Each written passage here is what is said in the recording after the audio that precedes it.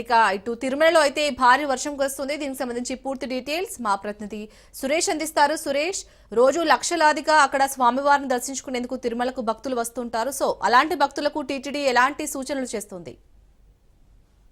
Right అయితే ఈశాన్య ఋతు ప్రభావంతో తిరుమల క్షేత్రంలో గత 3 రోజులుగా వర్షం కురుస్తుంది. నిత్యం రాత్రి మొదలైన వర్షం కూడా తెల్లవారుజాముకు నిరంతరం పడుతుంది. ఎడతెరపు లేకుండా వర్షం కురుస్తుంది. ఈ రోజు కూడా భారీ ఎత్తున తెల్లవారుజాముకి వర్షం పడుతూనే ఉంది.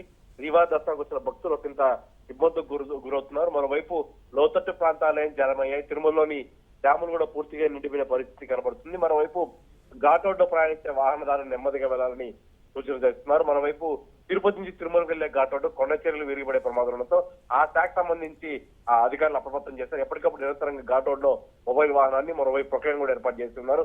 మరోవైపు తిరుమలలో ఉన్న భక్తులు కూడా చెట్ల వద్ద ఎవరు ఉండకద్దింది గదులకు షెడ్లకు వెళ్ళిపోవాలని విజ్ఞప్తి చేస్తున్నారు. భారీ ఎత్తున వర్షం పడుతున్న నేపథ్యంలో భక్తులు కూడా ఒకంత అసహనానికి గురవుతున్నారు. ఎక్కడెక్కడ భక్తులు నిలిచిపోవడం, మరోవైపు శ్రీవారి దర్శనం వెలుపులకు వచ్చే మార్గాలు కూడా పూర్తిగా వర్షపు నీరు నిండిపోవడంతో భక్తులు లేకుండా ఆలయం మాడ నిర్మాషంగా మారింది. మరోవైపు వర్షం మరో 24 గంటలకు అవకాశం నేపథ్యంలో భక్తులు కూడా తగు జాగ్రత్తలు తీసుకోవాలని తిరుపతి సూచన చేస్తుంది.